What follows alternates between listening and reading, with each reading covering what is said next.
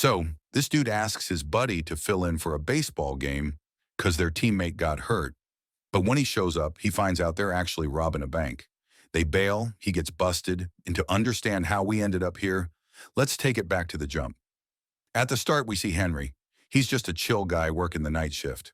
When the sun comes up, he heads home to find his wife, Debbie, making breakfast.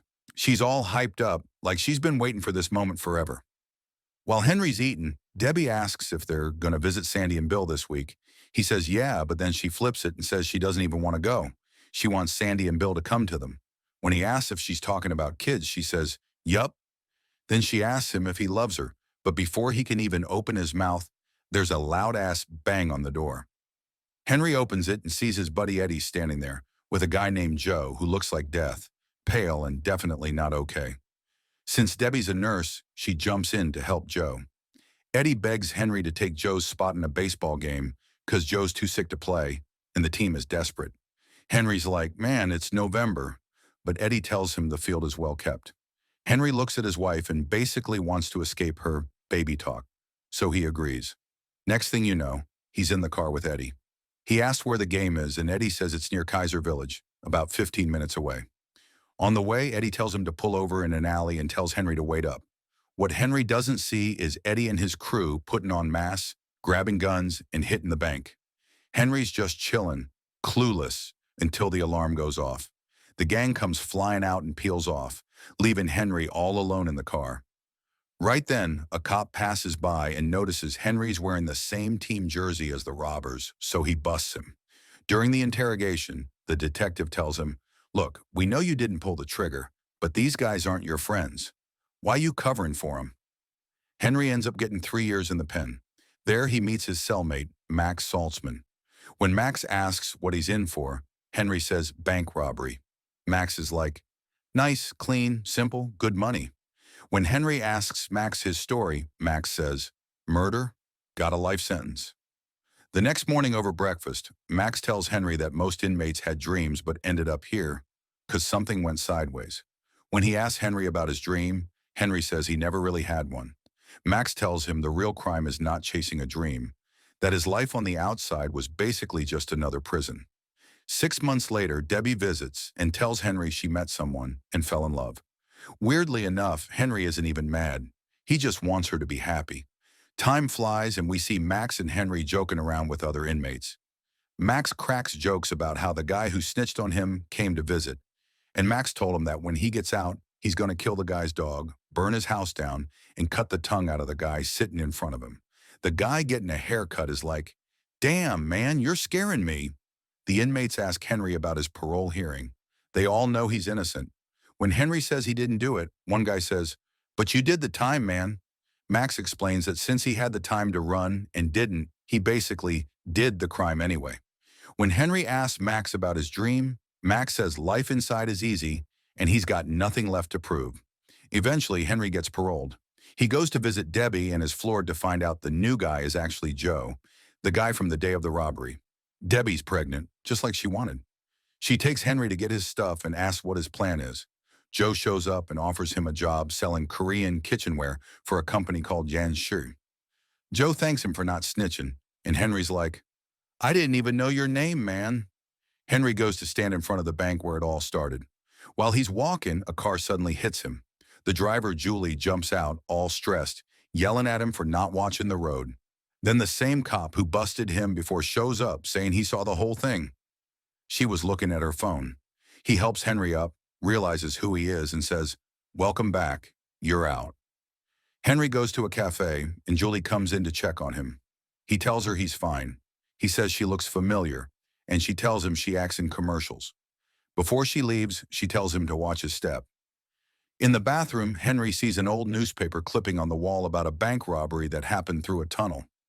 Henry realizes there's a tunnel connecting the bank to the theater across the street. Henry visits Max in prison and says, I finally found my dream. Max asks what it is, and Henry says, I'm going to actually rob that bank. Max thinks it's wild, but Henry says he already did the time, so he might as well do the crime for real. He asks Max for help. Max isn't hyped at first and doesn't give him much hope. Henry goes to the theater and finds Julie rehearsing.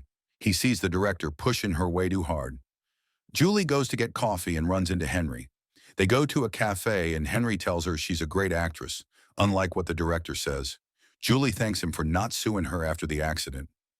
Meanwhile, Max follows Henry's advice and acts like a good boy at his parole hearing. He gets out. Henry's there waiting for him. Max asks where the car is and Henry says he doesn't have one. Max is like, "Man, take me back to jail." Henry takes Max to the cafe bathroom and shows him the sign about the tunnel. Max is shocked. "You kidding me? That news is 80 years old." When Henry says they'll figure it out, Max asks about guns. Henry says, "No guns. Don't want anyone getting hurt." Max is like, "Damn, you're way too nice." They go to the bank pretending to open an account. Max, using his old man charm, cons the clerk into giving them info about the vault by claiming his uncle hid money in the cellar when he was a kid. They go back to the theater to find the tunnel. Julie isn't thrilled to see Henry again, especially with Max. Max pretends he used to act there and asks for a tour. He plays the part perfectly, acting all nostalgic.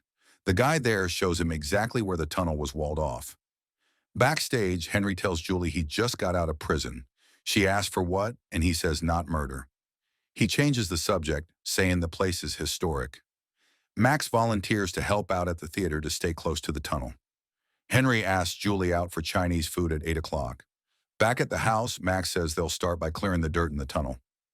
Henry's getting ready for his date, looking super nervous. He asks Max if he looks okay. In the next scene, Julie arrives at the restaurant and apologizes for being late. She tells him she doesn't just want to be good, she wants to be a pro. She doesn't want her name tied to commercials forever. Henry encourages her. After dinner, they go to the falls. Henry finally tells her how he ended up in prison. He jokes about actually robbing the bank, and Julie just laughs it off. They go get ice cream, and Julie says she can't believe they've reached this point. Henry agrees. She makes him read lines from a script, and she's having a blast. She says, "I'm so glad I hit you with my car." Henry's fallen for her because she's got the guts and spirit he lacks. The next morning, Henry and Julie go back to Max's apartment. Max immediately starts blabbering about the bank robbery plan, not realizing Julie is standing right there. Henry plays it cool and says, "It's fine, she knows," but Max totally flips out. He pulls Henry aside, all stressed, asking, "She knows what exactly?" They all sit down for breakfast, and Julie asks Max what he was in for. Max just says he was a bit of a heavy hitter back in the day. She asks if they weren't worried about getting busted, and Max jokes that he actually digs prison life. After breakfast, Max asks Julie for a lift to the theater. On the way, Henry reminds Max about the car situation. While they're riding with her, Max gets an idea. He decides to audition for the play so he can have a legit reason to be near that tunnel again. By a stroke of luck, the lead actor gets sick. Max is chilling with Henry, telling him, "Man, we should be digging right now," and explains they can get to the tunnel through the dressing room backstage. Then Max gets a wild idea. He suggests that Henry should take the role in the play. Henry's like, "No way, I can't act." But Max gets in his head. He reminds him that if he doesn't do this, the bank job is dead in the water. He tells him Julie's already got his back, but Henry's still looking for another way out. Max tells him "Look, man, the opportunity just fell in your lap. You got to own this role." Later, Julie sees the director reaming out one of the actors. The guy takes it personal and walks off the job. Max seizes the moment, talks to Julie, and pitches the idea of Henry taking the part. Henry ends up landing the role, and just like that, they got their golden ticket to go backstage whenever they want.